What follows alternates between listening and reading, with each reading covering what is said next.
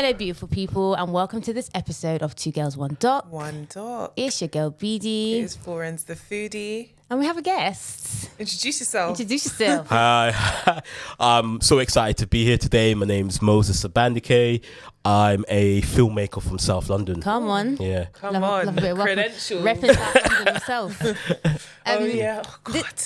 What's your problem? I always forget. Sorry. I'm a South London babe. Yeah. I'm from Northwest.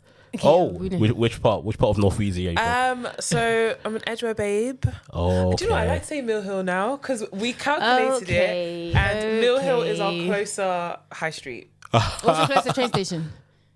Actually, still Mill Hill, but So you'd walk to Mill Hill? But it's quicker to walk to Mill Hill than it is to walk to Edgware. Oh, I see. We live on the I cusp. see. Literally, the street down us. The street next to us is NW. We're HA. Okay, Oh, well. wow. Yeah, so we live on the cusp, but I now live in Watford.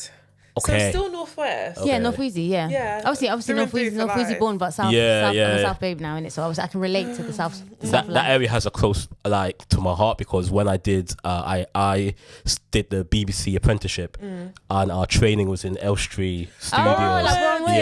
That's where they do EastEnders, isn't it? Yes, So you were yeah, trekking EastEnders, from South Casualty. to Elstree. Oh yeah, Casualty yeah. as well. Casualty was there as well. Did you used to see any of the EastEnders? Yeah, we did because there was a cafeteria. Yeah. So you would see all the EastEnders people people. So Like who you, have you seen? so you would see Danny Dyer Dyer. getting like a meal deal and stuff like that. It was Not a so meal deal, good. Dan. What Yeah. about, what's her name? Stace. Oh, not my mother. Oh, Cat Slater. You're You're not my mother. No, because I had it as one of my things at my wedding. I didn't just become a bit of a slag. became a total slag. total slag. Yeah. For context, at my wedding, I had TV shows as the table names. Oh wow. And then I had a quote from each of them. What was you lot's? I don't remember what I was. I think it was like Game of Thrones. No. I don't know what I was. I don't remember what I was. I mean, what I was think you might be sick. girlfriends. I was sick as fuck. I wish I could do that and you I guys was were all so sick. healthy. But yeah. if I could do it again, I would do Married to Med for you guys. Okay, well, next What time. about your lesbian relationship? Okay, sorry, we're getting off track. Sorry.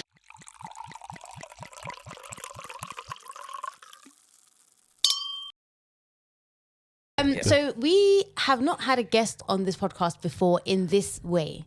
Oh, serious? With Oh, two of us. This is what I'm saying. I'm saying in this way. Oh, I thought you meant in the studio. No, in this way, in terms of like we've had guests, but obviously where Florence can be there. But this is you are our first guest, where the two of us are chatting to you. Three of us. Cool. So how do you feel? Besides honoured and flattered. I feel flattered, but also like nervous to be the inaugural guest. I need to find a way how to make sure it's special. We're one family. We are a family. Like a giant tree. No, we are, and we're really happy that you're here. Yeah. Cool. Should we tell the people then how this came about? Also, should we tell the people that we're in a different setting? Because I feel like we didn't even acknowledge it. Like, That you've transported to. Yeah. So much to discuss. Yeah, we are in a different. Because so basically, you lot know if you've been listening long enough. Like we've been trying to do the visual thing, like we're trying to keep up with the thing. We want you guys to see us and we see you and see each other. We see each other. Yeah. Okay. And so like normally we record in my house. Yeah. Okay. And I have my little I don't feel like camera. people would actually know it was your house because it looks like a. Do you think? I mean, I tried my Yeah. best. I thought it was a fancy studio. Well, There you go. Edit out that it's your house. They need to know all of that. No, for real, because do you know what I mean? I just Trying. did like a little setup, and we'll talk about this later. But I really like the whole filmmaking thing. That's why I rate it so much. Yeah, so I have my little like camera thing, my little setup, my little lights. I said, okay, cool. So that's normally where we record, and obviously it's my house, so it's free. Yeah. So, but we only have the audio interface and stuff. We only have enough for 2 mics. Okay. We don't have I see. the 4 mic people that are set up. So because we want to start having guests now, such as yourself. Oh, cool. We were like, all right, cool. We can't really record in the same place. You have to find somewhere. Yeah. So we were just like looking, and then we found this place, and that's why we're here and not where we normally are in our visuals. So there you go. You happy? Context. Is that, yeah. Okay. That's I feel fantastic. like they want context, innit? Yeah. It's a fancy place though. They gave nice, us innit? water. They gave us it's everything. very true, lovely. innit? Yeah, Yeah. very like interior It design. actually Do you know what I is mean? me. It is. That's why I knew you'd like it. Bougie. That's it. But yeah. So how did this come about? I was watching your podcast for a while, and No, you're I stalking just us. commented. Yeah, no, I just commented on your pod, Yes. and I said that I would love to be on this podcast, especially because I was releasing a docu-series for ITV, and Come on, ITV. Yes, and Not just for anyone. For Yeah. ITV. I'm still kind of like like getting used to it as we're going on. Yeah, so I thought like I want to get it out to as much people as possible and get it to a particular audience as well. So I thought like it would be good to kind of utilize this podcast and get on here and talk to you guys about it. And we love that, and I feel like the timing of things was perfect because we've been in a space where we do want to like amplify filmmakers, and we love documentaries and we'll continue to talk about documentaries, but we also want to talk about the process, the people behind the camera, like all that kind of stuff, and you are basically that person. Yeah, literally. And I went to the premiere in ITV Studios. Oh yeah, that was so my fun. gosh. And I didn't go. You're wondering, why didn't BD go? I was on an aeroplane. Okay, and I know it sounds like, you went over, but I was really, really sad. Like, I literally was like, wow, if they just did it the day before it would be perfect. When I saw the day, because we had our Zoom call before. And then I was like, I was like, what day is it? And then he was like, the night. And I was like, oh damn. No, but it's you know what it is, it's so, because I can say it now, I used to work at Sky, so I'm used to like the studio environment. You go to Sky, I've been to Sky Studios, I've done She's flexing on us now. sorry. No, but when I started working at Sky, I was like, oh my god, the whole new world, Jasmine and Aladdin. But like no, do you know what, after when I went into ITV, going in as like a layman or a member of public, it's again, you still have that awe. It's oh my god, like this is where the magic happens. Like all my favorite shows that I watch from ITV, like this is where it happens. Like this is how the brains behind it. And then also like walking into a room where you see so many black people who are doing amazing things, who are contributing to content, to media, to telling stories, like it was really something. Like I walked in and I was like, I have so much to soak up, I have so much to learn. And then you see people who work in ITV, like heads of and this and that, senior people who are so invested and who want to push these like forward. And so this is the thing. So I mean, and you're going to tell us more about this, but the whole I did a documentary for ITV. It's not just like I did a documentary for ITV. Like ITV have like an initiative. They have a program, Fresh Cuts, right? Yes, Fresh Cuts. Can you tell us a bit about that? So Fresh Cuts is such a great kind of initiative to get on. So they had started doing it 3 years prior, and they were kind of 1 hour documentaries. They were longer before, right? They were longer before, but then this time they decided to go into the short form kind of aspect. So they wanted to kind of make something that could also work on TV. So we did do a TV version, but also something that could live within the short form world. So in TikTok, and everyone's attention spans is so much shorter. I know, and small bites. It's much better. I found it so I found it so palatable because it was shorter. Easy to watch. It was just like, oh my god, that's so interesting. Like you've and even in your case, where and you're going to get into it more in a second, but where you can tell multiple stories in the same sort of space. I think that's really helped with my particular story, because that means more people's stories could be told within your one story. And it could be more diverse. And I think it's reached a wider audience to a certain degree, because it's different types of people kind of like having their stories told. So an interesting thing about it. The variety. Because you saw like other ones that we were doing. So I saw other like producers and directors. Because there was loads of people showing their thing, right? Their thing, which those were really, really interesting. But even your segment as well. Obviously, we watched all 3 of your episodes. Like, thank you so much. No. That again was so interesting because there was such a diversity in those 3 stories that were being told as well, and the filmmakers and the things they were focused on. It was really, really good. And of course we're going to link to the documentaries in the show notes. In the show notes. Yours was called Alter Ego, right? Yes, Alter Egos. And you know, there's like a Doechii and JT song, Alter Ego. I love it so much. And I was like, oh, wow. I was waiting to hear it. But, it's okay. We can discuss later. But, I literally was like, I liked the idea of what it was about. Because for the audience who haven't seen it, it was basically normal people. And almost like, I don't know if dichotomy is the right word. But basically, like, this person does this thing. You'd expect them to do this. But also, they do this thing. Right? Yeah. But didn't you feel like you could relate so much to it? Because we have alter egos. I didn't deep it till I put down my makeup brush today. And I was like, actually, I have music. Who am I now? Who am I saying? Because when I go to work and like maybe someone asks me, like for example, someone asked me what we're doing this weekend, I was like, like I've tried to speak more about the podcast. No, I don't do that at work, boy. Do you know why? Because you never know who. No, it's true. Yeah. You actually never know. But it's because of where I work. Yeah, well, Oh wait, you talk about at work, but you kind of No, I don't talk about she at work. doesn't talk about She talks about at work. I do. Oh, okay. And not my old job because God forbid. insane. But like I used to speak about it at Sky. I speak about it where I work now. Okay. And when I was telling someone, she was like, "Oh my God, like you like have a completely different life." And I guess when people see you only in one setting, they don't know that you have all this other stuff. No, that but you you're do. multifaceted.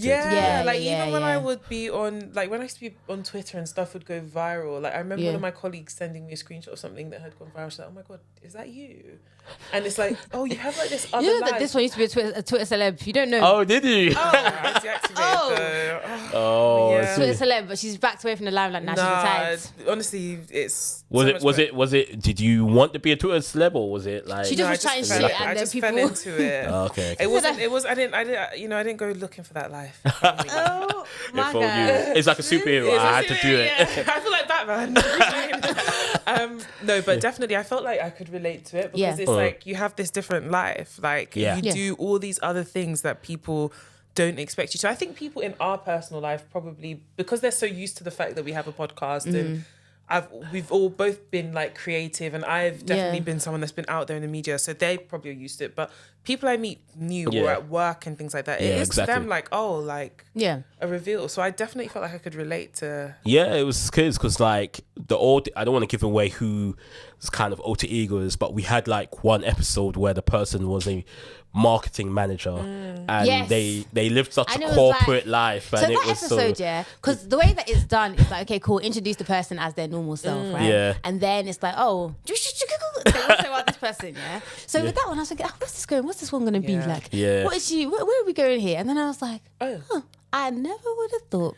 I never would have thought. But it was crazy because if you go to her house, it has her alter ego in every aspect of the house. Really? Everywhere you turn. The marketer manager is probably her alter ego. That's probably really. I think that's it. That's what we were trying to tell the truth. Like the alter ego is the true. Is that the true person? Who you would be if society didn't have, if you didn't have to pay bills, if you didn't have all the expectations on you. That's who you would be. Yeah, exactly that. I think the alter ego that quote unquote is the one she's hiding is the true person. Yeah, exactly. Because even when you talk to her about that particular thing, that's when she came out of our shell and was really kind of and with the last girl as well. Yeah. Oh no, especially her as well. And she was a night and day. And she's the most special one for me because that's your friend, right? That's my friend. Yeah, so that's one that I know personally, and she was the kind of catalyst for this whole entire thing. Essentially, that I was able to get this kind of commission off the ground. So I met her when I did this film thing at Sky. Actually, it was part of a Sky thing called I'm trying to remember. It was like a Creative England kind of thing called I think it's called Shortcuts or something like that, where they were going to. They love a cut, fam. The cut room floor. They love it. Yeah, exactly. It's something to do with cuts, and they were going to give us money to make our first short film, and they were going to show it on Sky Arts. This was back in 2017, 2018. And I didn't get that. But it was a good thing because I met Paloma and we became friends, and she is kind of like an introverted kind of like quiet person.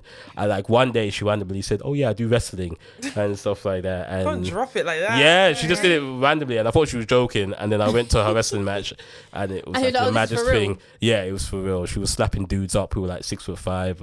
I hear it. Yeah, especially these days when people are snatching phones, you have to be ready. Don't be so crazy because if they try to do it with Paloma, it's all over. It's all over. Yeah, and if you she look would at do her, it. you would think, okay, yeah, I could probably, but no, 100%, 100%. She can bang you up, and I thought that this is a perfect documentary idea, and it was like a documentary idea that I had tried to get off the ground for years. So I was going to ask you this because I remember you saying that you shopped it around and it hadn't really been. So tell us about that story because I feel like even if people listening aren't filmmakers, like people have things that they want to do and they feel like they can't do or they've been rejected from. So what was your story? Like, how did you manage to finally get it off the ground? I think this is the epitome of not giving up because this is a story idea that I had been trying to get off the ground for 3 years. And I had gone to even different like TV companies and different channels. So Netflix does like a short documentary thing. I went to them, I didn't get anything. And then Discovery. So Discovery has its own streaming site as well. And they were doing like a short documentary thing. Can I just say, I think it's really good that you didn't get Discovery.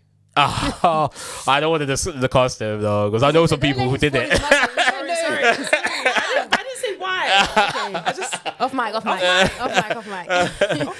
But no, I tried because they did let me pitch. I went to the pitching side for them, but I didn't get Discovery, and that was a disheartening one. That was one where I thought like I'm gonna give up with this, because I had gone to different production companies, like a good maybe 10 or 11 or something crazy. Like that. Because hearing 11 no's is enough to like make you tap out. Yeah, it does. Yeah, and I was gonna tap up. I was gonna do like a thing where it was just gonna be my phone or something like that. Yeah. But like ITV was the last one that I went to. Ooh.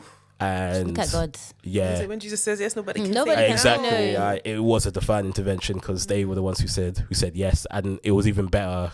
And it was like this is an example of like when like one door closes, a better one could open for you. Exactly. Because they said like we want you to do 3 episodes, so this was even more opportunity and more chances. You had more creative license than you probably would have had in any of the other. I think 1000%. Yeah, and I think it was a best place for that particular story. Yeah, because they helped develop the idea.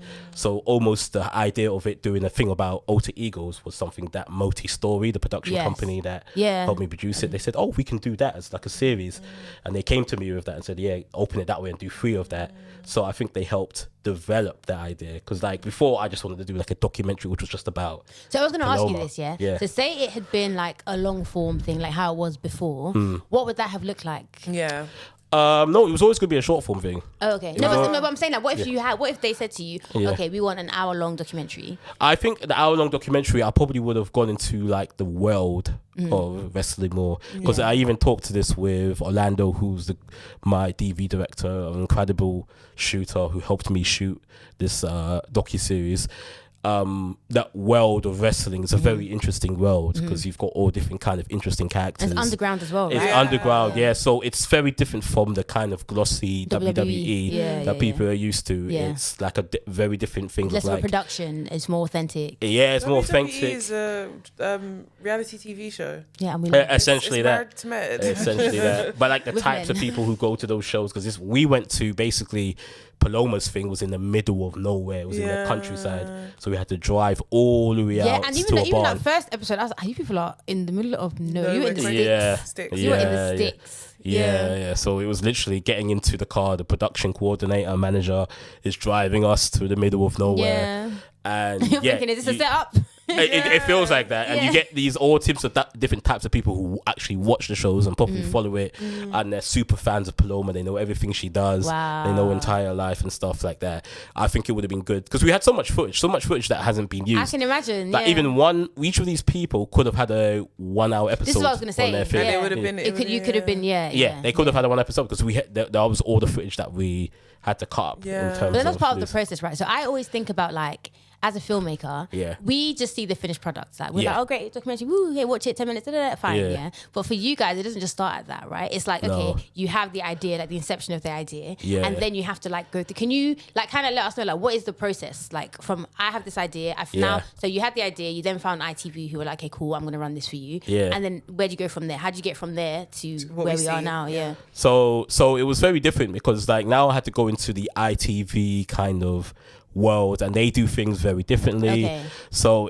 very differently from what I do it. So like you had kind of like now lawyers were involved, official commissioners were involved and stuff like that. All different. This is real, boy. It was real. Yeah, I when it was there, I was thinking like, damn, because there was one day when we got every single person coming to us, said, yeah, I'm the lawyer, I'm the head of the channel, I'm the and stuff like that. Little on me.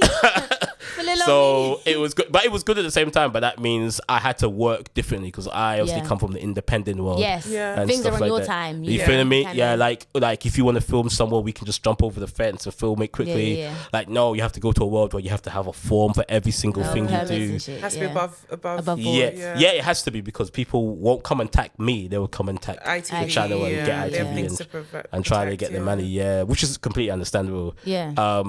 So that made it easier, but also hard as well, because obviously now, usually it was just me by myself, but now I had like a team that facilitated things and made things easier, but also, you know, that bureaucracy and corporate kind of thing you had to go through. And politics, especially. But it was all good. It was lovely. So that means I had one cast member, one contributor, but that means I had to find 2 other contributors within That's what I was going to ask 2 next. weeks. Yeah. How did you find them? Because not only did you find 3 contributors who have alter egos, which isn't not that it's not a normal thing, but it's not something that... It's the fact that it's an alter ego is that it's not to be shared. Yeah. So you can't be like, hey guys, what's your alter ego? It's like, babe, that's mine. That's I'm not trying to share that. Exactly. So how did you find those people? And they're in such different walks of life. Their alter egos are so different. So I doubt they were crossing paths. Oh no, it was hard. It was that was one of the hardest. I think out of all of the things, the casting process was hard, and what made it easier is that we already had someone. Yeah. So that means 2 episodes had to be done, but it was having a good team. So I had a great casting AP called Jenna.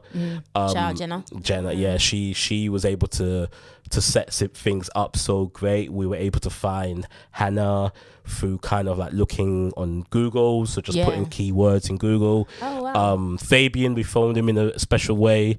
We were in kind of our back was against the wall, so I typed in something like UK black cowboy, and then he came up and stuff like that.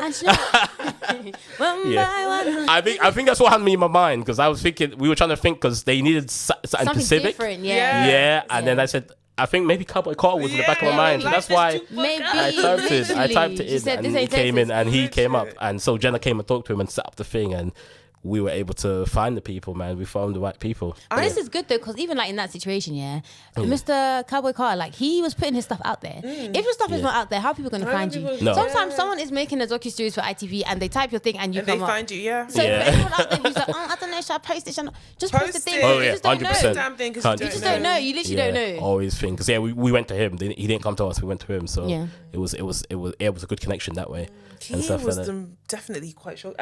He was at the premiere in ITV. Yeah. Okay. Yeah, and I just found it so shocking. I was like, even when I went to talk to him, I was like, I still don't believe it. You're an actor. You're a paid actor. And he came out in the whole the long johns. And and I was like, oh, okay, this is crazy. So you're about it. You got to deep in it. His story is amazing. He has other films out there as well, so you should definitely check it out. And his thing as well, it was unsuspecting and stuff like that, and talking to him, but he helped so much, man. He was on board as soon as we contacted him and stuff.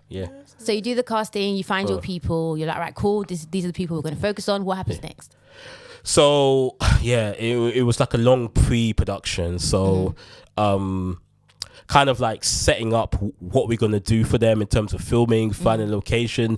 So actually the casting part was easy, but it was also the location fine. So talking to people in terms of, can we film there? Asking for permission and stuff. But asking for permission. That's the above board stuff, innit? It had to be above board. Never think of that. And no, but I think it makes it worse, because I think it was if it was so fuck this shit. Because if it was just me, I think people be more inclined, but because now you've come with the ITV thing, people ask for 100 grand and stuff. No, but I feel like people would take advantage, innit? Because you got money. Why am I gonna? If someone comes to now film in your house, Moses comes and says, "Hey, I'm doing a documentary." Exactly. Film in your house. Oh yeah, cool, she can. ITV come. I want to film a documentary.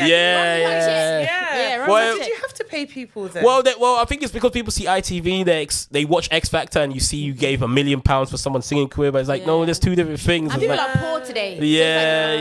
And it's production companies, and sometimes some productions are giving different monies to other productions. Right. Obviously, I'm not getting X Factor money. Not yet. Not yet. But it was still good money. But it was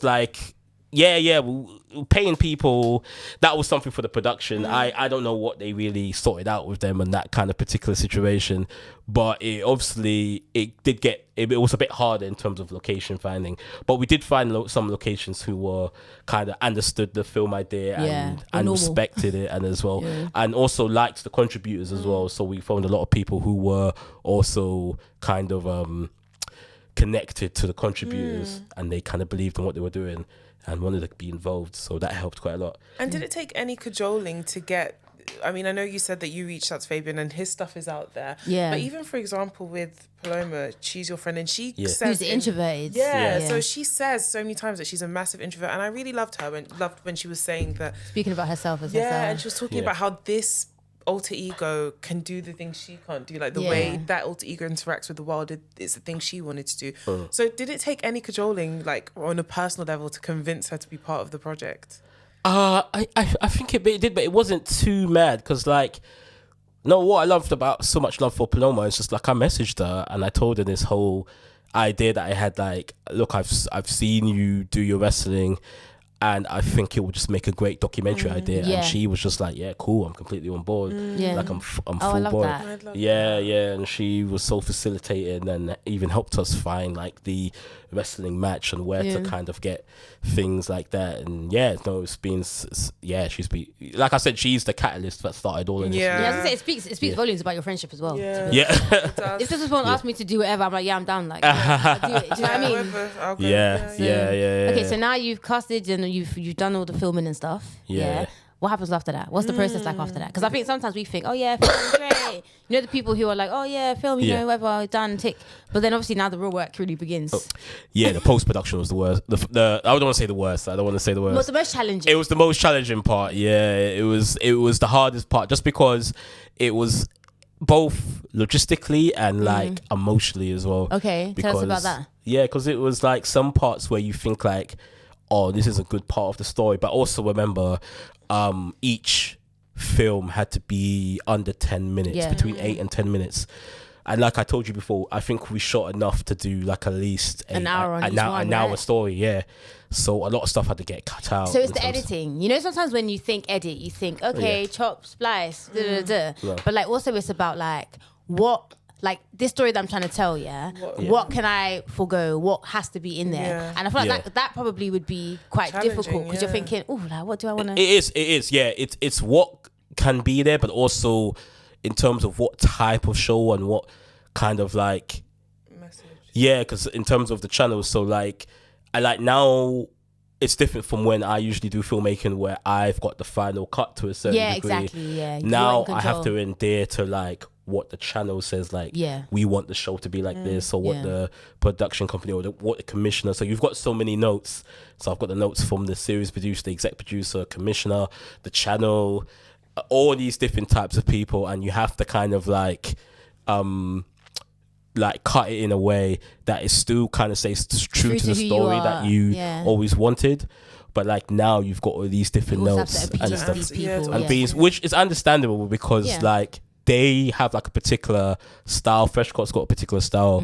They want the short form version to have a particular style for it to work on a short form thing. But at the same time, when we put it on TV as well, they want it to work in a certain way as well and stuff. So that's what was the hard part about it, you know, because I've edited so much stuff for my own thing over the years, over my like 10 years of doing filmmaking. But like this time, my first time doing something for broadcast or for like collaborating with someone of that of that stature, I will be honest, it was like a hard kind of like change, learning curve essentially. I think that was the thing, that there was times when I was up at like 1 a.m. editing or something, because they made it in a way that you could edit from home as well, which was really good. The post-production producer was really good for that. Come on, ITV and stuff. They've got the technology for that, but that means that it wasn't something that they were telling me to do, but it was feeling like for me to get it to a level that I wanted to be. And you're still invested. I was up at because like it's not like you're employed, but I mean, it's collaborative, right? Because it's like as much as like that, it's still your baby. It's your baby, and someone's helping you with it. Do you know what I mean? Because this was the one where it was the most eyes on me in terms of my filmmaking, because it was announced in the press. It was all that kind of stuff. So the pressure was on. There was pressure there. There wasn't the pressure. That's what it felt like. It was kind of thing, and I don't know if it was a thing where it's like they were putting it on me, but also I was putting it on myself because I was thinking like. And also, this is number 12, like or 11 or whatever. You just like this has happened now, and it's like, okay, cool, it's happened. This opportunity is falling in my lap. Like I want to do the best thing with it. You need to prove to those that said no. To the naysayers. 100%. Yeah. Oh, I love that. So it was definitely, that aspect was the fun experience, and I think it made a better show for it. Even though at the time it was stressful, and I was thinking like, oh, is there anything you would change? That's a good question. I think the only thing I'll change is I'd love more time I think that's like any filmmaker. I think I would have loved more time. I would have loved more filming time, more pre-production time, more post-production time. More time. It was a very, very tight schedule, which I understand, because they were aiming for like a particular TX date, which is the transmission date of like it getting broadcasted and stuff. Okay. So it was a very tight turnaround. But so that's the only thing I would have loved more time, because I think it would have allowed for me to finesse a certain type of things. Yeah. But then with more time, what would you have done? Like, what would have been different? I would have just fleshed out their worlds, essentially. Just flesh out maybe a bit more background, kind of fleshing out, and more kind of like in the psyche as well. I guess getting like the audience getting deeper and getting to know them. Getting the deep, and maybe explain why that is there. Exactly. Like what in your life made this become your and in original footage, a lot of them did say that. Yeah. But that wasn't. That can't make the cut. Everything can't make the cut. Yeah. Because like I said, it needed the kind of this doc was something where I think it was something more that they wanted to have it a bit like more digestible, so it can be something like, okay, you watch on the commute quickly between things and go to things. And you that's can why it's 8 rewatch minutes as well. You can rewatch, like you can watch it once and watch it again. Like it's not going to take too much of your time. Do you know what I mean? Exactly. Yeah. So that was the thing. I have a very ridiculous question. This is on brand. I love it. Let's go. Yeah. Me inside. So when I go to cinema and I watch a movie, after the movie you see all the credits, this, that. Yeah. And I'm like, I don't know what the hell you people do that all comes together. What does a producer do? What does a director do? No, for real. Can you tell us your job description? Like we're 5. Like I'm 5. Yeah, like I'm 5. So in this particular thing, I was a producer director. Okay, so let's do one by one. Yeah, what's producer? Director, what's... So I think the producing parts of that was essentially having me bring this production together. So this was like one of the first times where I was like leading a team. Okay. So I had to kind of like lead a team of APs and production assistant producers, and stuff like that, and kind of help get our kind of thing together. Producing, I think I basically had to kind of like also create the format as well. Okay. So the kind of format of like seeing the person talk about who they are. Do you storyboard it? Is that a thing? Storyboarded it? We storyboarded it as well. That's what the producer shot to come up with the idea. So like if you think about like, if I think about like a Steven Spielberg movie, I don't even know what he is. Is he a producer or a director? He's director, but I think he produces as well. So so when he produces as well, he comes up with the story, or is that somebody else? So say for example, 2 Girls, One Dog decide, okay, we're going to make a film. Yeah. And I say I'm the director and Florence is the producer. What does Florence do and what do I do? Well, the thing with the producer, there's so many different things that a producer could do. Like a producer, you could be just someone who's just brought the money in, and that's all it is. Because some people just do that and get producer credit. Yeah, that's what it is. They've never looked at a call sheet. They've never looked at an email. Yeah, and they look like they made it look like they do something, because there's a lot of times they make it look like they do something. They do, because it's like money. I've done that as well. Like I bought like a feature film to a festival, and somebody says they just want an exec producer role, but they've put like 10 grand into it. I'll take it. I said I'll take it. Yeah, if you want to say that you want a caterer or something. Why not? Yeah, so whatever. So you've got those type of producers, but you've also got producers who are like on the ground each day, so they're actually helping logistics. Those are line producers and helping with production, but also you've got creative producers that are helping in terms of putting notes for ideas, treatments, even the script as well. So it's a very versatile thing. My one, I think it was a versatile thing where I was helping, basically creating the format, which is the what you're going to see on screen in terms of the film. So in terms of the opening was about like him talking about his life, and then the section was showing his life happening. And then the post thing is why he does this. I came up with that in terms of the format. The storytelling of it essentially. And then the direction is the actual kind of like visual execution of it. Yeah, camera angles and stuff like that. Yeah, the director is the person that says, okay, we need to shoot from this angle. We need to. It's actually that. You need to give more energy, more vim, more this. Yeah, more thing. Talking to the interviewer, the visual kind of thing, how it's going to be cut. So when we watch the documentary, story, and then let's say you're the talking head to the subject or whatever. and then you hear the person in the back like, "Oh, so tell us about her." Is that the director? That's the director. Yeah, that's what that's the director. 100%. There's a producer that says the producer's probably the one who like got everyone together and said, "Okay, cool, you're gonna be here." Yeah, but that can be both things. Because you did both, right? Yeah. So in the terms of TV, especially something like this one was such a kind of like more smaller kind of version in terms of niche. TV. Yeah, which is still pretty big in terms of like independent world, but in terms of TV, it was a small crew. Yeah. Sometimes you have to do a lot of things. Okay. So, I was the producer director, so I produced the thing, but I was the one kind of feeding them the questions, saying that, could you talk about this a bit more? Can you tell us about why you did this and stuff? And then my exec producer would tell me this. I had to kind of like produce someone to make sure that I want this particular line from them. I had to kind of like write the questions that got me that line, essentially. Place, yeah. So it's things. So it is artificial to a certain degree. Of course. You know what I mean? Every job title is. Yeah. A lot of the documentaries you see is artificial, and now it's gonna be a bit scary now because you've got AI. So that's a good one. How does that affect? Yeah, and I was gonna say, because we covered this documentary, what Jennifer did, okay, and in that, it was on Netflix, and in that documentary there were pictures that were showed, because she killed her parents in it. Spoiler. So they showed pictures of her as a child, like younger, smiling, and all that kind of stuff. And those pictures apparently were AI generated. Yeah. And I think, I mean, what do you think? Because this is your field, isn't it? Yeah. How do you feel about that becoming commonplace, potentially?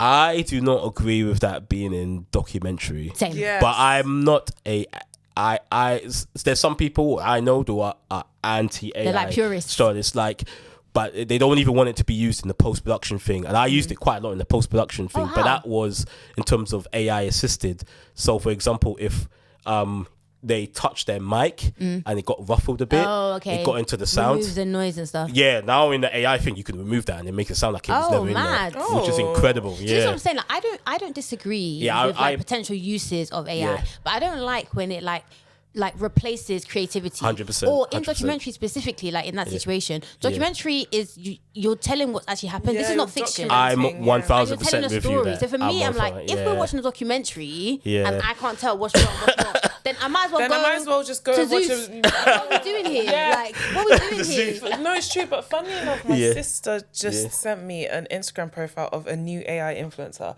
Ooh. When I tell you... Who is it? Let me see. Okay, I'll show you now. An AI influencer. So who makes the money from that? Yeah. I thought I asked her. I mean, obviously she doesn't know, because what does she know? But that's the scary thing. Who about makes the money? From it? Probably the person that came up with the thing. But I saw also one, but it was like a restaurant. It's like an AI restaurant, fake food. Thousands and thousands. Wait, thousands and thousands of followers, And someone, exactly, but someone was like, "Oh, well, the idea is that like they build up the account on this AI thing, and then they sell it to a real restaurant, who then basically has all those followers already, and then they start posting their real food." But it's not going to look the same. So listen, so this is her. Her name is Fit AI Tanner. We will all look at her. Tanner. She looks like any influencer girly. And she looks real, and it can actually. That's what my sister saying. Her captions. Hold on. Have you lost it again? Fits. I lost it. Sorry, babe. It's fine. Okay. And my sister said the captions were like. It's in Spanish. I saw it. Oh, it's a Spanish person. Oh, okay. This is insane. Look, what do you mean? Is that what's the fingers looking like? Because you know the AI, the fingers are always a bit. Wait, I'll. Why? What do you mean? Why? I don't know. That's not a real person. That is not a real person. You'll be sniffing and sliding. You can slide in that DM, fam. You'll be sliding in that DM. The thing is, because especially when you're scrolling, you're not clocking that. You're not clocking that, man. You're not paying this. That's the thing is, I'm all for AI assisted, but not AI generated. But it's two different things.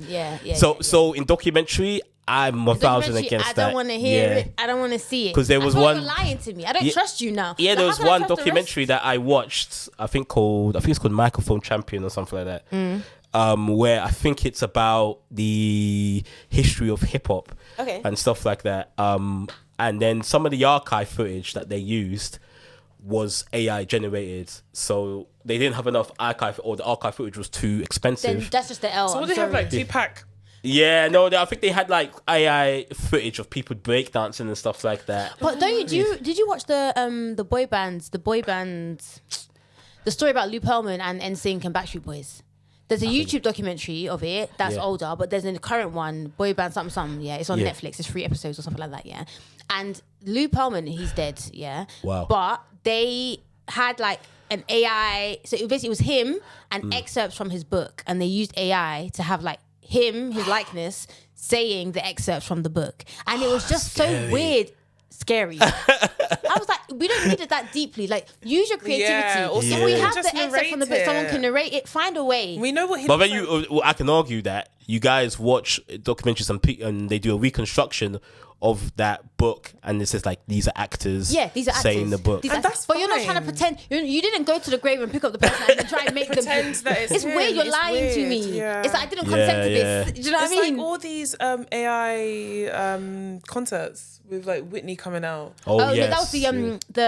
Tupac, the holograms. Yeah. Either way, and Tupac, like it's weird. Sometimes people should. We say rest in peace. Can they not rest? Definitely. I mean, if I died, please generate me everywhere. Because how do you know Tupac would have? Exactly. How do you know Tupac would have agreed to be performing at Wireless? You don't know. It's not even Wireless. I don't think it was Wireless, but I'm just saying like it's something. He came out? I can't imagine It was Coachella, Coachella, I think. It was Coachella with, was it Snoop Dogg or something? Snoop Dogg, yeah. Oh yeah. Coachella. It's just the yeah, no, it's weird, but it's interesting to see because obviously they had like the writers' strike and stuff like that, and I definitely agree that like. I agreed with that strike because I agree with all strikes. Strike. I'm on strike. Rights. Literally, no.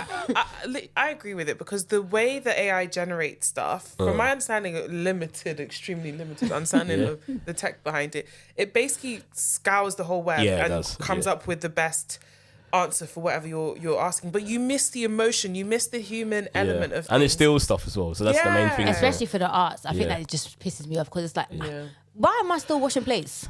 AI can't help me with that. Yeah, that's what we want. We don't want a picture. Do we want it? Because even when iRobot. Well. This was the year they said that we were going to start sleeping with robots. Some people are. Some people are. Yeah. I mean, technically, sorry to go off. Vibrators are. They're not robots. They're tools.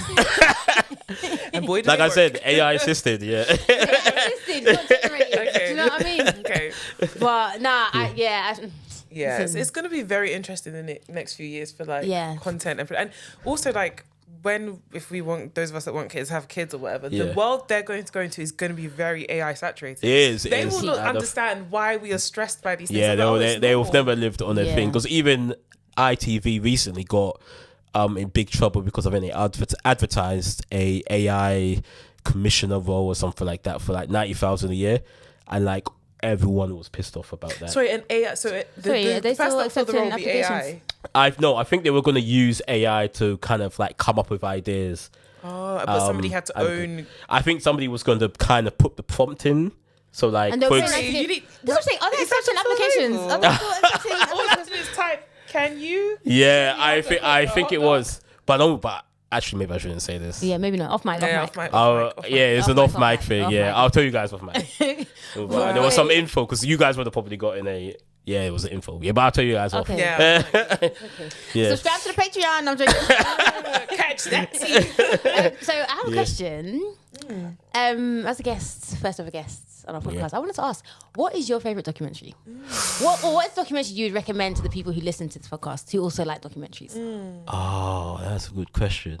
I should have maybe given you a heads up, but it's good because there's one that I saw recently. I liked it, but I don't know if it's my favorite documentary. But I liked how they executed it. Was the Pharrell one. I don't know if you've seen that one. No. What's it called? The Piece by Piece. Where did you watch it? I watched it in cinema yesterday. It was cinema. Yeah, it was like basically his life story, and it was a documentary. Pharrell Williams. Pharrell Williams, and they used archive. Yes, yeah, but it was done. It was done in Lego. Oh, the whole thing. Yeah, the whole thing was Lego. Oh wow. Yeah, so in the style of like the Lego movie, but that's his life. Does Lego but it was still races? factual. They did, yeah. They had brown. They had hues. There was. They had hues. No, but that was a funny thing, yeah, because the black yellow was black, but then the white yellow was yellow. Yeah, like it was yellow. Yeah. But like, yeah, no. Okay, I thought piece by piece in The Simpsons is brown. Yeah. Yeah.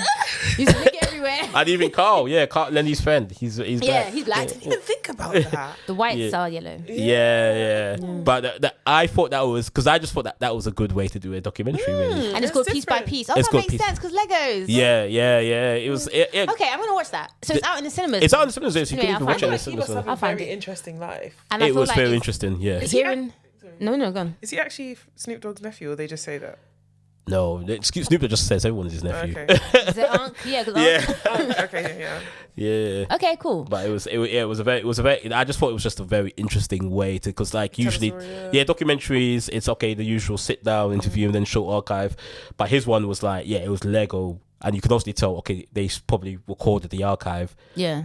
But like the archive was animated with Lego pieces, Okay. so they were able to do. How interesting. I Was don't want to watch it now. In it? He was involved. Yeah, his production company, I Am Other, was the Hey, co-producer. everyone has a production company, boy. Yeah. Maybe we should do our own one. No, why not? Yes, please, and so you can hire me. Yeah, of course, I'm come looking on. for a job at Come that. on. Like, teach me. But So- okay, I have a question. Yeah, Yeah. this has got nothing to do with documentaries, but film. I watched a film yesterday Okay. called The Substance. I told you to watch it. Okay, yes. I haven't Obviously, watched you wouldn't that. have had time. Have you heard of it? I've heard of it, but I haven't got to watch it yet. Synopsis.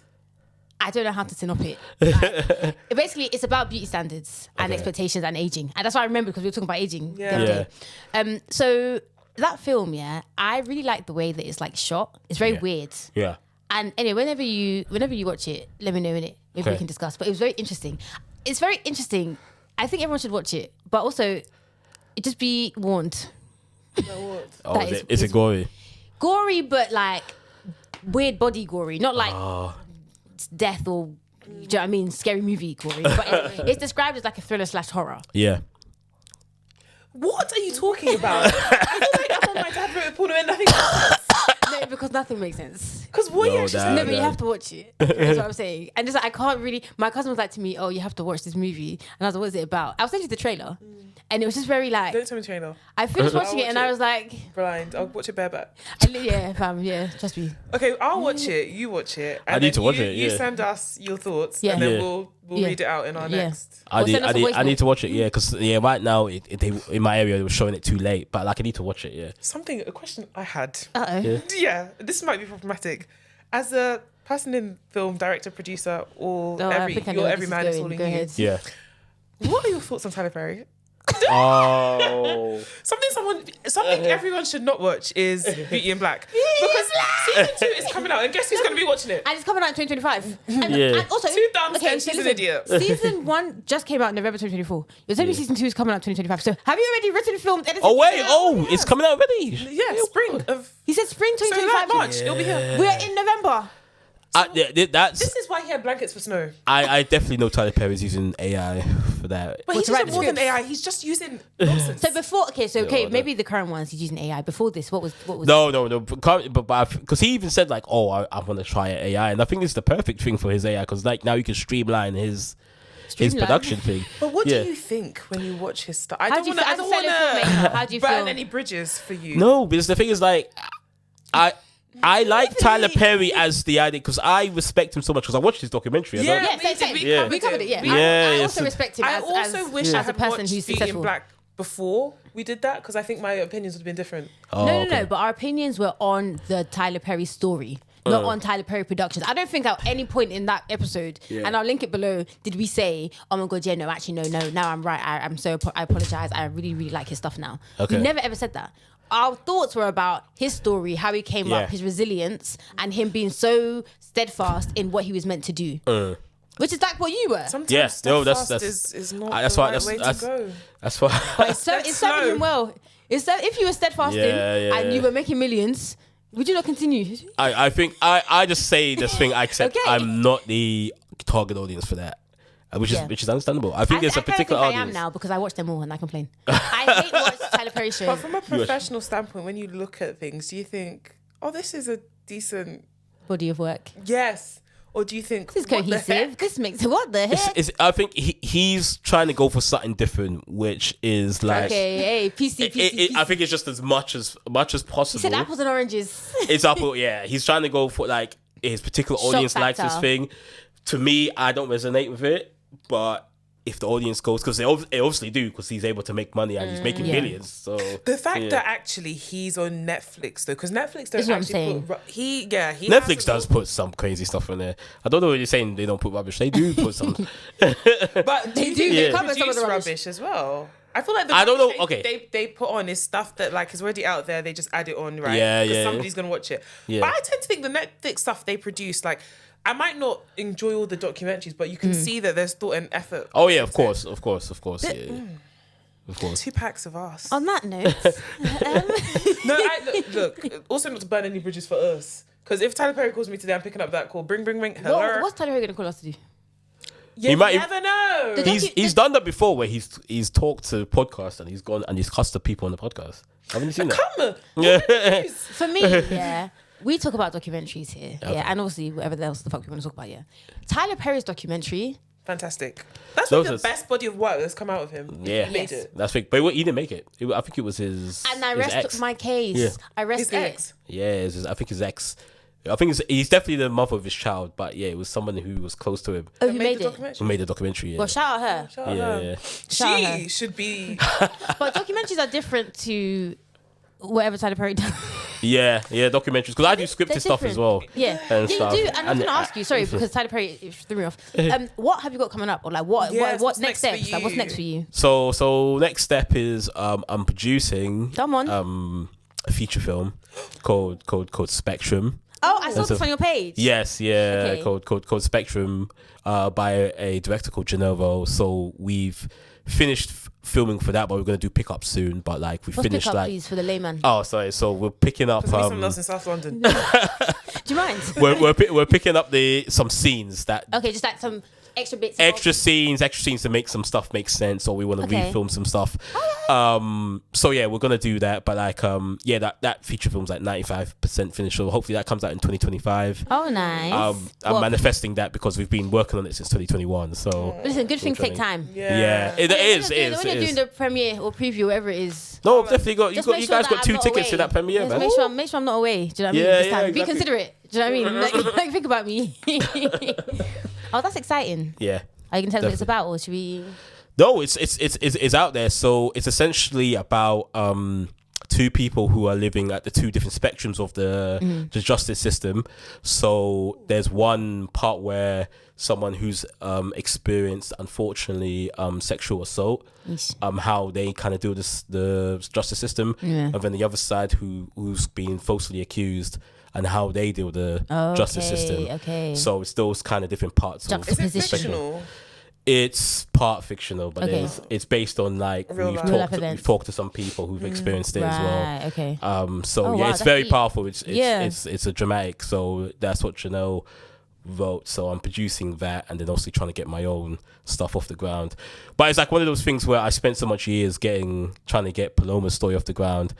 And I've done it. Time, like now, right? I'm like, it's like, what next? Yeah, exactly. What next? Like there's always something in the works. Yeah, especially because like for us, we the consumer just see it. We're like, oh great, what we watch in an hour took you years and years and years. Oh, that's so great. Yeah, even the 8-minute thing I did that took me nearly 5 years because the idea to do the documentary started in 2019, and that is why it's got substance to it. But this is why it's like cooking. Yeah, you spend all that time making this meal, then 8 minutes you've eaten it. It's done.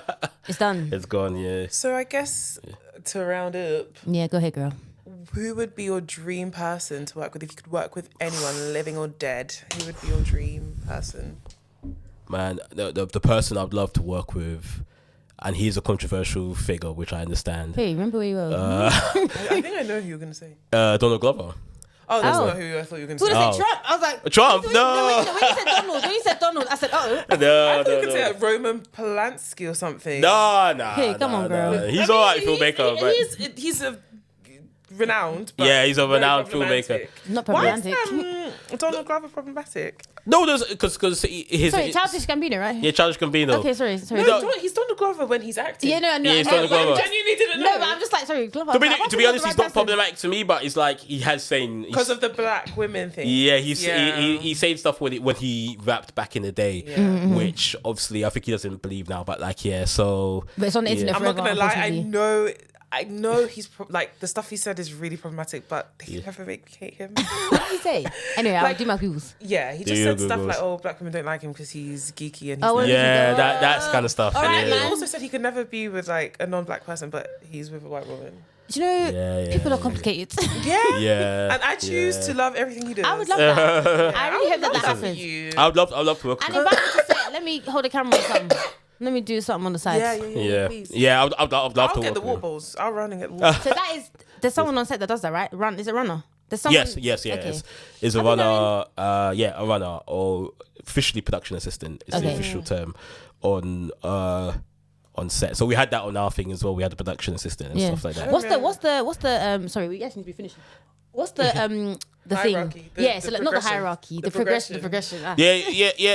Especially in TV, it's very hierarchical. Yeah. So obviously, you start off like in a production assistant. Yeah. Then go, I think, researcher, and then AP, and then PD, production director, and then afterwards you can go exec producer, series producer, then maybe head of. So what about director? How high can you be as a director? I think director's just the highest. That's the highest, and it's just about the quality and the amount of money you're making. It's about the type of thing you're making. So you're a director, but now the hierarchy is like I might be directing like short films, and then up to blockbusters and stuff like that. Amen. And so it shall be. Things. Yeah. I'm excited for you. I'm excited. It's thing, but like me personally, I don't know, because like people want to go for blockbusters, but like that's like a particular world in itself where it's politics and you might not control what the film is, so sometimes it's better maybe just to stay in the kind of indie world, because like you actually control the film and you can control what comes out of it, and you don't have so much people hating on you.